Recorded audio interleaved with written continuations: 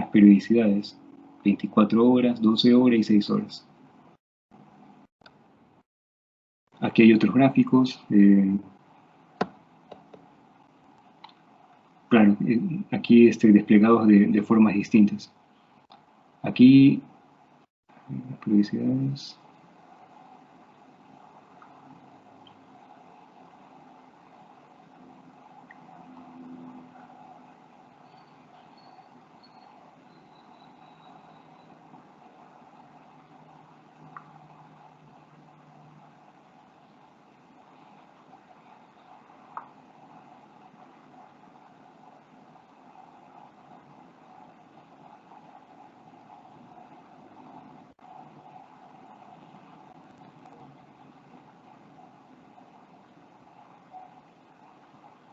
Aquí la figura A está graficado como una función lineal, tanto en el eje X como en el eje Y. Luego la figura B es el mismo espectro, pero en un gráfico semilog. Luego el gráfico C es el mismo espectro, pero en cambio es un gráfico log-log. Tanto la frecuencia como la densidad de varianza son logarítmicas. Mientras que el gráfico D en el eje Y es la propia densidad la densidad espectral por la frecuencia.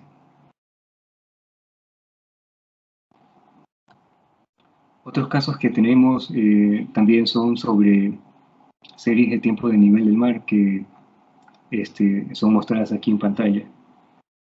A ver, vamos a ver.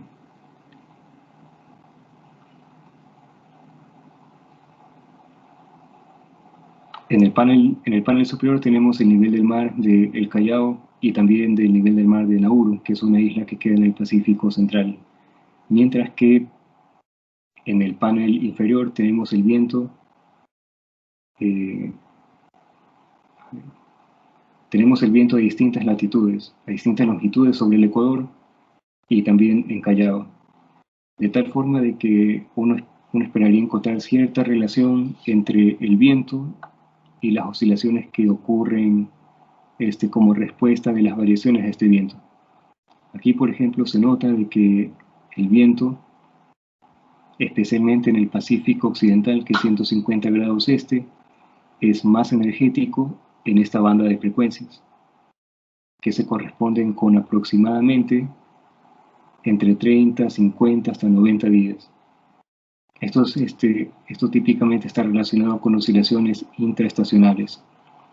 Entonces, una oscilación intraestacional del viento en esta longitud luego genera en el Pacífico Central también una mayor amplitud en estas frecuencias del nivel del mar en Nauru y también en Callao.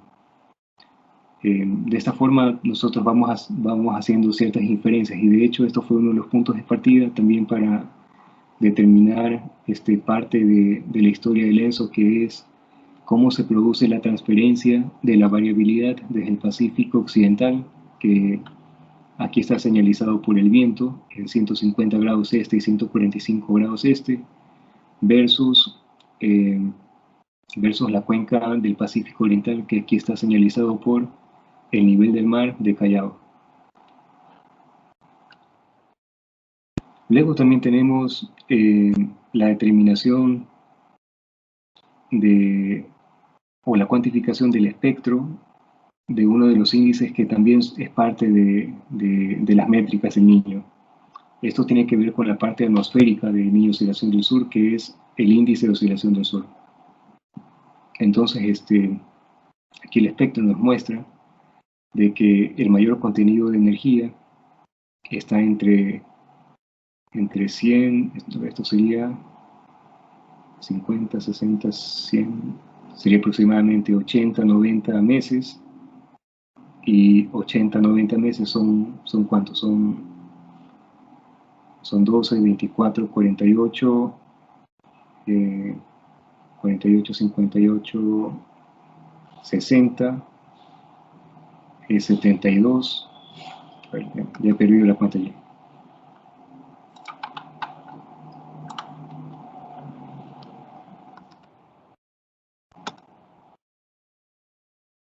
sería 12 igual más 12.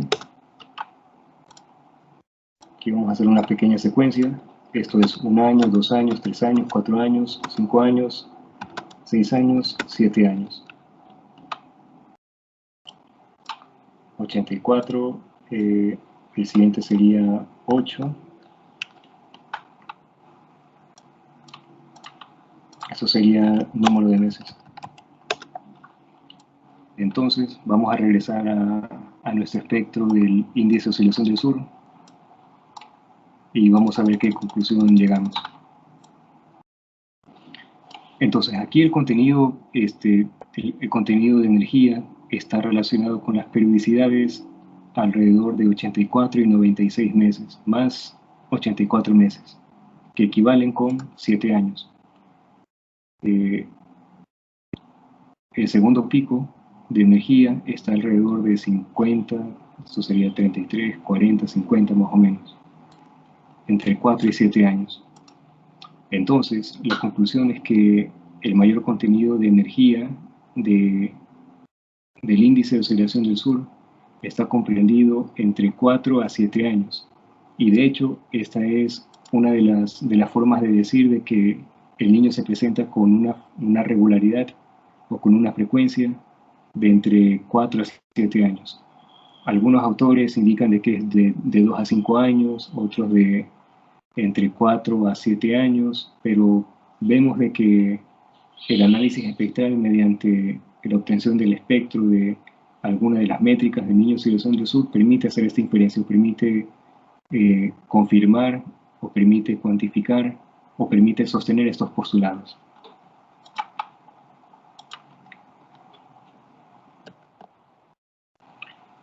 Por último, me parece que esta es la última, ¿sí?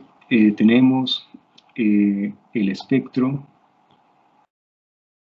de varias variables. Aquí tenemos la radiación de onda larga, el viento zonal, la profundidad del isoterma de 20 grados Celsius y la corriente zonal.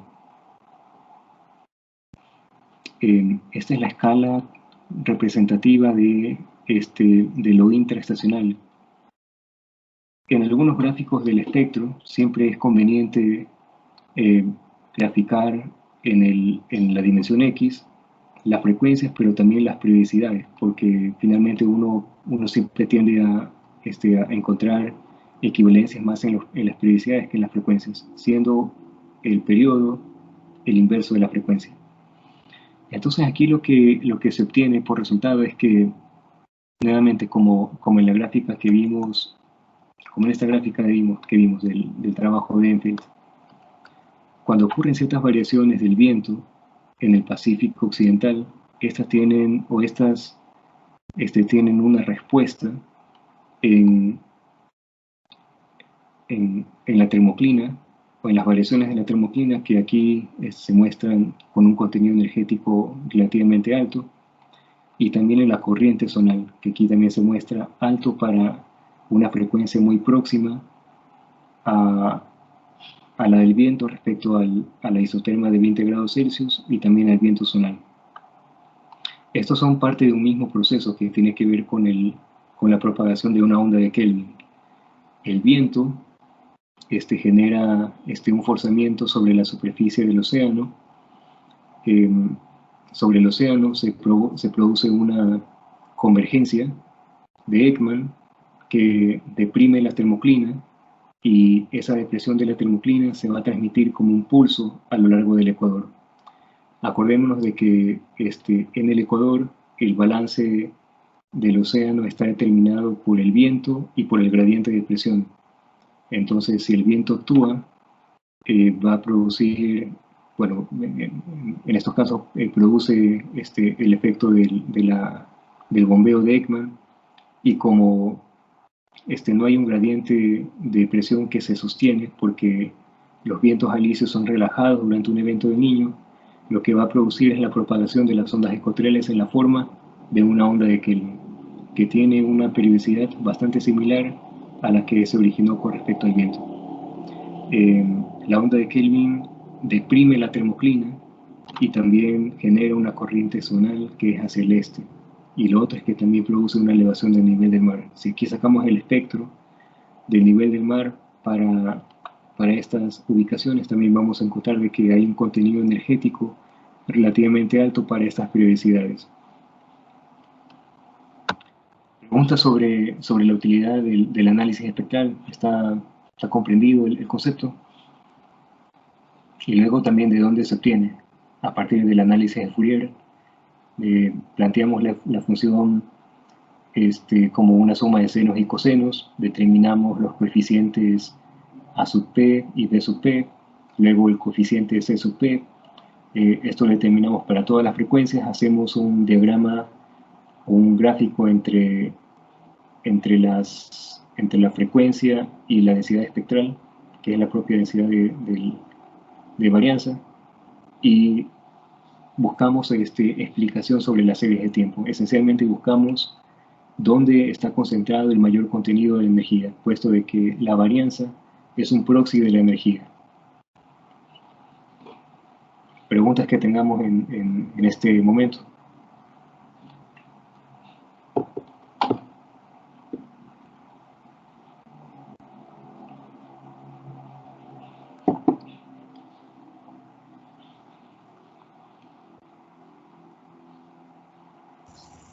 Por ahora no.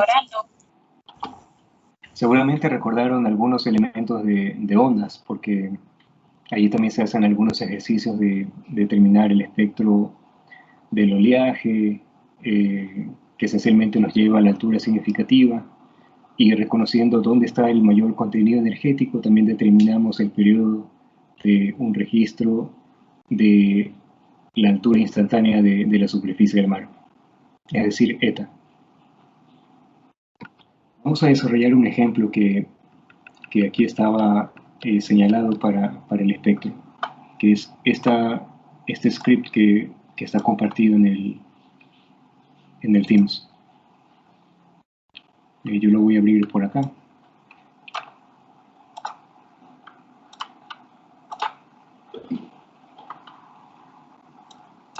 En la carpeta espectro. Ya. Este ejemplo también puede ser revisado en el libro de Emery Thompson, que también luego lo puedo compartir en el Teams para que lo tengamos como referencia. Definimos algunos armónicos sobre los cuales tenemos interés determinar la forma de estas oscilaciones sinusoidales. Por ejemplo, queremos determinar los armónicos C1, C2 y C3 que tienen una amplitud, que tienen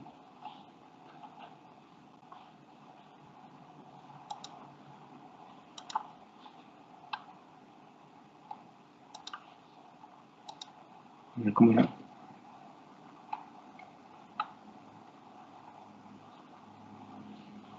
Sí, conocemos las amplitudes, ya. Nosotros de antemano conocemos las amplitudes, es un poco el caso de cuando conocemos las amplitudes.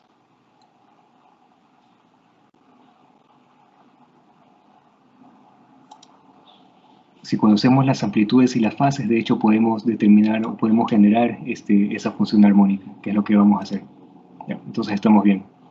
Determinamos de que hay 40 observaciones y que t va a ser igual a n por dt, en donde n va a ser 40, dt es 1, por eso t es 40 también.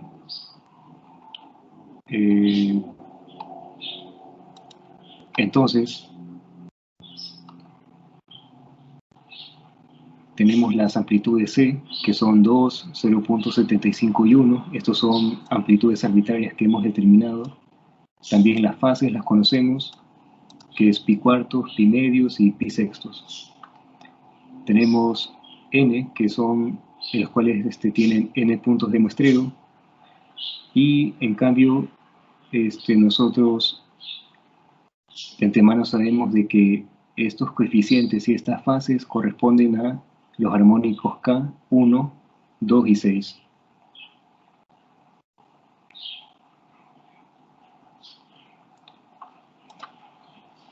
Si queremos hacer o si queremos obtener